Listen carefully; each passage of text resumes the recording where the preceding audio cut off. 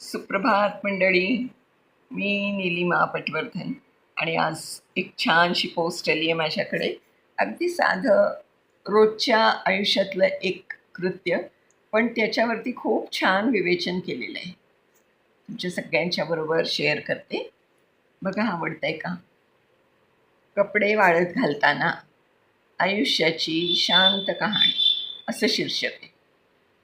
कपडे वाळत घालणं दिसायला किती साधं काम, रोजच्या जगण्यातलं सहज केलं जाणारं. पण कधी बारकाईनं पाहिलंय का? बाई कपडे कसे वाळत घालते यावरून तिच्या स्वभावाची थोडीशी झलक दिसते. कुणी कपडे एकसारखे ताणून अगदी सरळ रेषेत वाळत घालतं. कुठे सुरकुती नको, एक कपडा दुसऱ्यावर नको. रंगांची ही एक वेगळीच मागणी असते. तिच्या जगण्यातही कदाचित प्रत्येक गोष्टीला एक जागा असते. प्रत्येक कामाला एक क्रम असतो. विस्कटले पण तिला फारसं रुसत नसावं. कुणी मात्र हातात येईल तो कपडा घेते आणि वाऱ्यावर सोपवून देते. वाळला म्हणजे झालं. तिच्यासाठी नीटनेटकेपणापेक्षा काम पूर्ण होणं महत्त्वाचं असतं. आयुष्याकडेही ती कदाचित तसंच पाहत असावी. सगळं मनासारखं आखीव रेखीव असण्याची गरज नाही. प्रवास पुढे सुरू राहिला पाहिजे, एवढंच. कुणी कपडे वाळत घालताना आधी ऊन कुठं आहे, वारा कुठून येतोय, पाऊस येण्याची शक्यता आहे का, हे पाहते. तिच्या या छोट्याशा कृतीतही आयुष्याचा मोठा धडा असतो. परिस्थिती आपल्या मनाप्रमाणे बदलत नाही.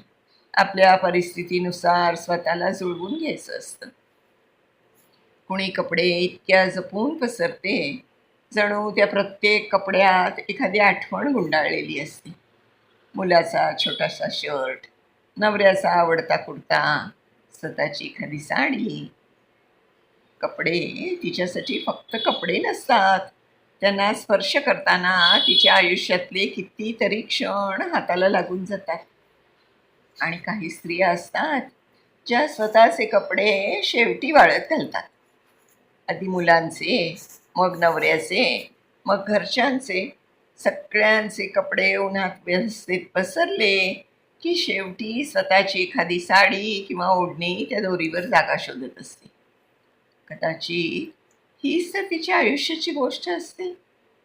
सगळ्यांसाठी जागा करून देताना स्वतःसाठी जागा थोडी उशिरा सुरते. कपडे वाळत घालताना कधी एखादा कपडा वाऱ्याने खाली पडतो, पुन्हा उचलावा लागतो. धूळ लागली असेल तर पुन्हा धुवावाही लागतो. आयुष्यही असंच नाही आहे का? कितीही जपून ठेवलेली नाती कधी वाऱ्याने हलतात. कितीही नीट आखलेले दिवस अचानक विस्कटतात. काही माणसं हातातून निसटून जातात. काही स्वप्नांना धूळ लागते. पण आपण पुन्हा ते उचलतो, झटकतो, गरज पडली तर पुन्हा धुतो सुद्धा आणि पुन्हा उन्हात टांगतो. कारण जगणं थांबवता येत नाही. कपडे वाळत घालताना आणखी एक गंमत असते. ओले कपडे जड असतात, पण तेच कपडे उन्हात काही वेळ राहिले की हलके होतात. मनाचंही तसंच असावं कदाचित. मनात साठवलेल्या काळज्या, दुःख, अपेक्षा, नाराजी सगळं ओलं असताना खूप जड वाटतं.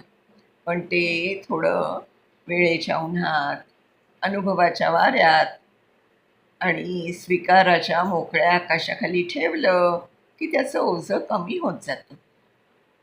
म्हणूनच कदाचित कपडे वाळत घालणं ही फक्त घरकामाची कृती नसावी.